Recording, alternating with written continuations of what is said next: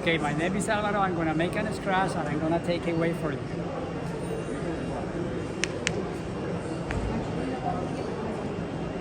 You can touch with your finger. Okay. Yep. That's a scratch. It's a scratch. The first step is you apply a little bit Persian from polishing compound. It's a polishing compound. Polishing compound, and we are going to work on the windshield. You confirm how deep it is.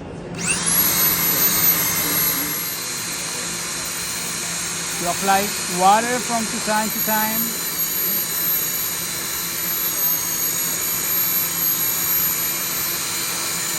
So what's in the polishing compound? Is it a secret? Yes, I'm getting the right temperature at this time. We need to work between 55 and 80 Celsius degrees. So presumably you supply all of this equipment that goes with it then, yeah? Right? And that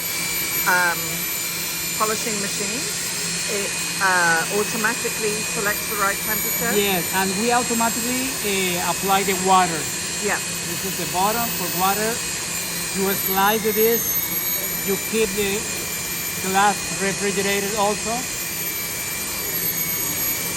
So after you work around a minute, you check how is it.